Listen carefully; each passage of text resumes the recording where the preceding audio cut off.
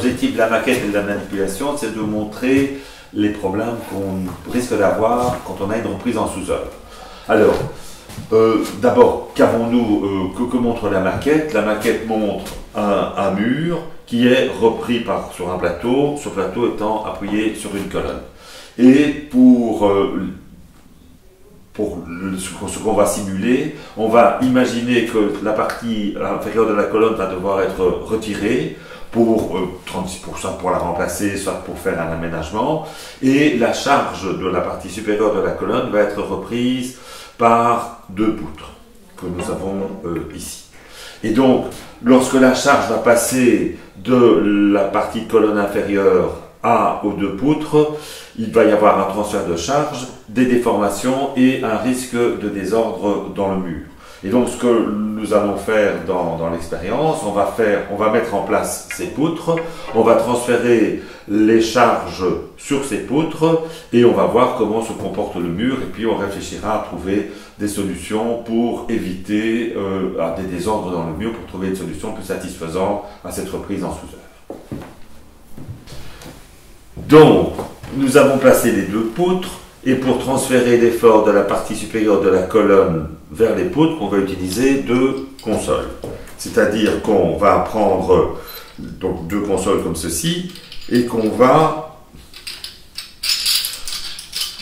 en vissant ces deux petits sculptés, on va pincer la partie supérieure de la colonne de manière à ce que l'effort de la colonne soit pincé entre les deux consoles, que l'effort passe de la colonne aux consoles, descend par ces petites parties métalliques sur les deux poutres. Donc, je mets une console sur la face arrière.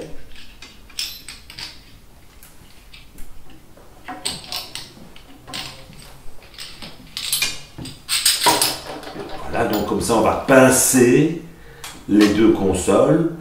Et je vais mettre un petit dispositif de serrage pour bien avoir le frottement entre la console et la colonne.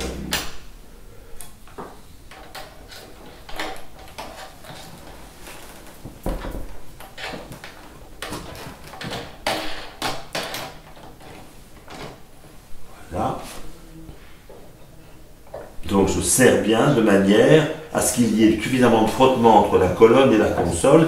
Et donc lorsqu'on va supprimer la colonne, la partie inférieure de la colonne, l'effort va passer de la colonne par frottement dans les consoles, des consoles par cette petite partie métallique sur les deux poutres. Voilà. Donc les deux poutres ont été placées, la colonne est enserrée dans les consoles et l'effort pourra passer de la colonne par frottement dans les consoles, puis par ces petits éléments métalliques sur les deux poutres et ça va nous permettre de retirer la partie inférieure de la colonne. Donc on va procéder à ça et on va voir quelle sera l'incidence de ce transfert de charge, de cette reprise en sous-œuvre sur le mur.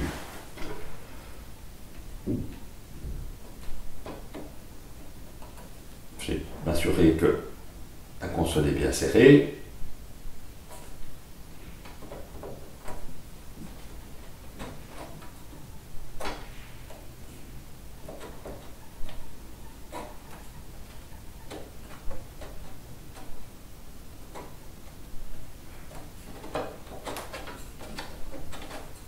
Suivez avec prudence.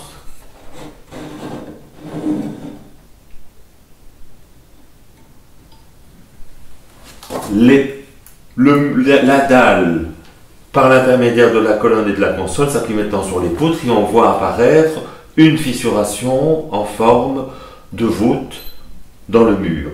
Pourquoi? Parce que là, les poutres, bien qu'elle ait la résistance suffisante, ont pris une déformation significative que l'on voit ici et qui est égale à la déformation de la dalle supportée par la colonne et le mur ayant une raideur importante s'est fissuré et la partie inférieure du mur a suivi la déformation de la dalle. Ce qui n'est pas acceptable puisque au travers de cette reprise en sous-œuvre, la superstructure du bâtiment a été endommagé et il faut trouver un système pour que on puisse avoir cette reprise en sous-œuvre sans ces dommages structuraux. Et donc on voit bien qu'on a une fissuration en forme d'arc dans le mur, que la partie supérieure du mur n'a quasiment pas bougé et l'ouverture de fissure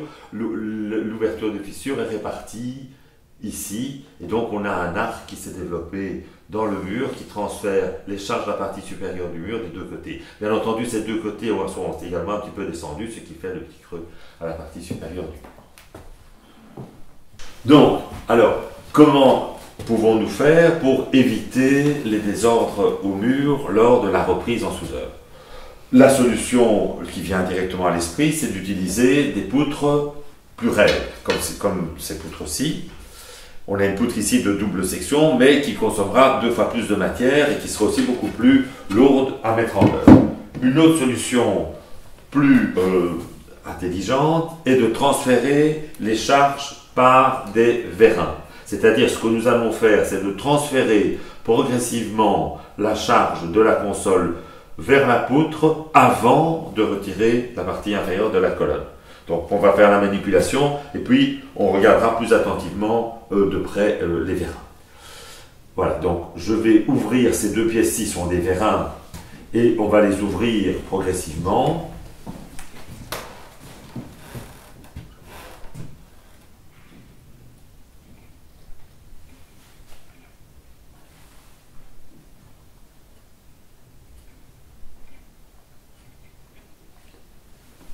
Donc on voit ici que les vérins s'ouvrent, que la tige filetée qui est dans cette partie-là est occupée à sortir.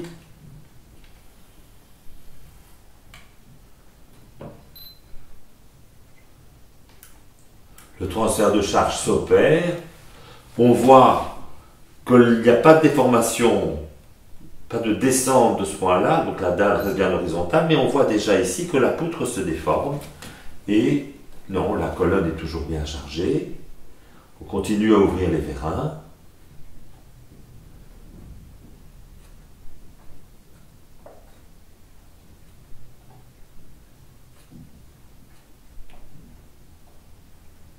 On voit que la déformation de la poutre augmente et la dalle ne bouge pas.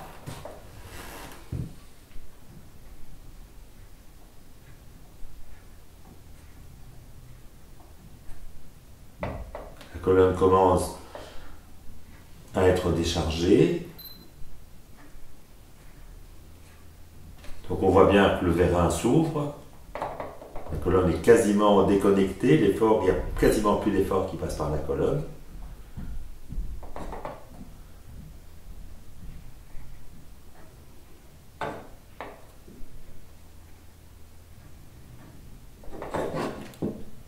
Et donc, on a supprimé la partie inférieure de la colonne.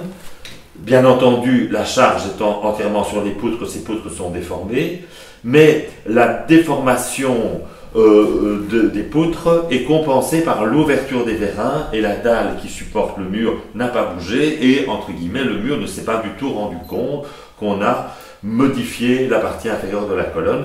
La partie supérieure de la maquette n'a pas bougé, la partie inférieure des poutres s'est déformée et la différence de déformation entre la partie inférieure et la partie supérieure a été reprise par l'ouverture des vérins. Donc, en ouvrant les vérins, on a transféré les efforts de la colonne vers les poutres, donc on a en quelque sorte soulagé la partie inférieure de la colonne, l'effort qui avait avant un cheminement vertical, a maintenant un cheminement, un cheminement vertical est passé par les consoles des deux côtés sur les poutres. La partie inférieure de la colonne ayant été soulagée ne prend plus aucun effort, je peux la retirer sans problème. Et j'ai ici une déformation de la poutre qui est identique à celle que j'avais dans la première manipulation. La déformation à la base du mur étant nulle et le mur étant parfaitement maintenu dans son intégrité.